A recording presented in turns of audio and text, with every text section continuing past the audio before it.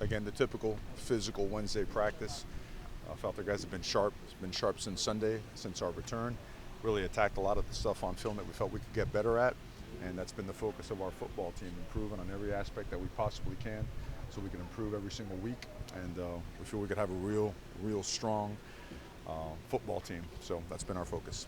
Questions? Juwan and Cam, either getting closer? Are they getting closer? They are. They are. Are they? Are they? Am I ready to say they're going to be available this weekend? I can't say that yet. I feel like it's a toss-up more than it was. Juwan's deal last week, it happened so late in the week. It was like, whoa. Cam's was legitimately, hey, can this stand? Cam actually looked good in warm-ups, which makes you think, man, he's right on the verge. But due to the sensitivity of that area, it sometimes, I guess, takes a little bit longer. You said Monday you wanted to evaluate the kickers after a couple of days. Now you feel like Cam's your kicker, Blake's your punter still? Yes, sir. We're going to go with those two guys into this week's game. What's it been like for Dawood moving from a receiver his freshman year, going to DB, spring and fall camp, and then just kind of out of necessity moves over to receiver here? How has he handled that change? And what was that conversation with him like, saying, we've moved you once, now we're going to move you back to where you were first time you were here? Best part about it is that he jumped at the opportunity. He notices, the reality that it's a big time need right now. And Dawood's approach over the past year and a half has really been impressive. As a human being, as a father, as a student, the guy has really attacked every area of the process, and they've shown up big in practice. I think if you ask the entire team, they'll tell you they're really excited to watch him play because he's come miles, and we expect some really big things out of him at wide receiver. You guys didn't throw the ball deep much against Auburn. You think he can bring that speed to go deep to the receiver core? Well, he's a fast guy, but the best thing about Dawood is he's pretty versatile now, so his game has improved. He's not only that deep, long line or straight line runner.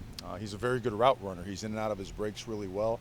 He's done well with the intermediate stuff, the quick games, the screens. I mean, he's become a very well-rounded football player. I think his time on defense has helped him have a better understanding of what we're doing on offense because I was almost taken aback about how seamless his retransition was. Really, really good job by him. If that position stays thin, would you ever consider playing guys both ways? I don't think you can do that in college football on a consistent basis. I think you could have guys have a role, have a package, but to have guys play both ways the entire game, I think it's too taxing on the body and it's too much mentally. It gets lost sometimes in the shuffle, but Blake had a particularly good game. I mean, he picked up his average more than 10 yards compared to the Red Box Bowl. You were very confident in him all fall camp. Yes. What was it to see the results of, 48 yards? He's 7th in the country in punting right now.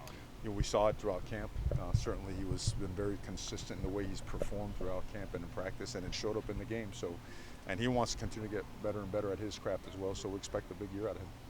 What's the availability of Lance Wilhoit? That's a name we haven't really heard, and I don't think he was available on Saturday. Well, he will be back before the other guys. JR is going to be out for the year. And we know that Schooler, we expect him back from the injury date, anywhere from 6 to 8 weeks. I guess he's 3 weeks out now from expecting him back.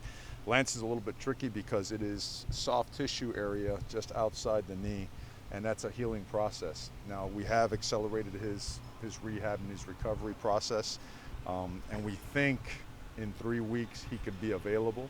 But he's got a lot of catching up to do because he got hurt early in camp.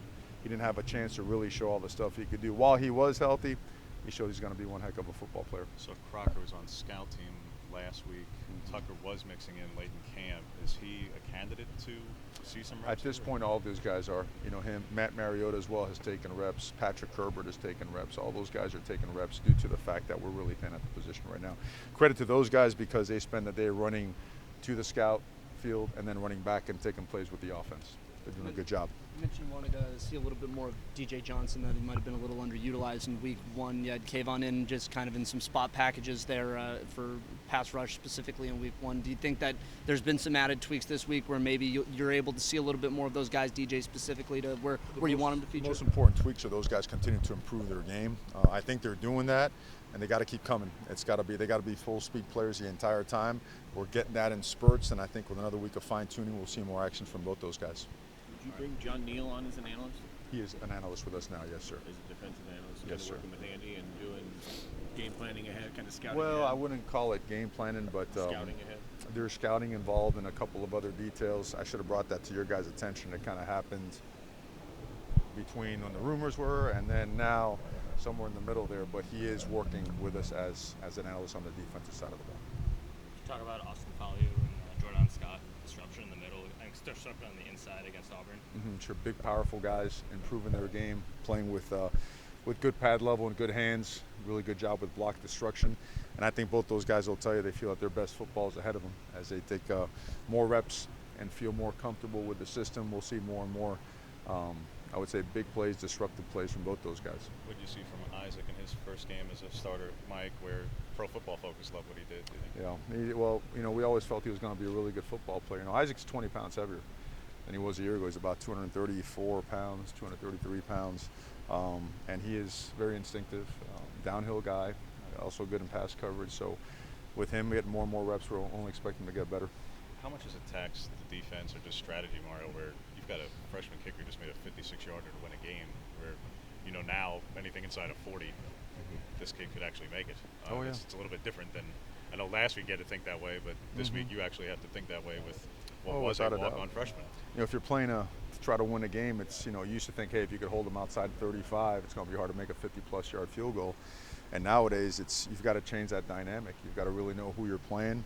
You got to hold guys sometimes outside the 42, 45. So it changes the way you play those field zones in 2-minute football.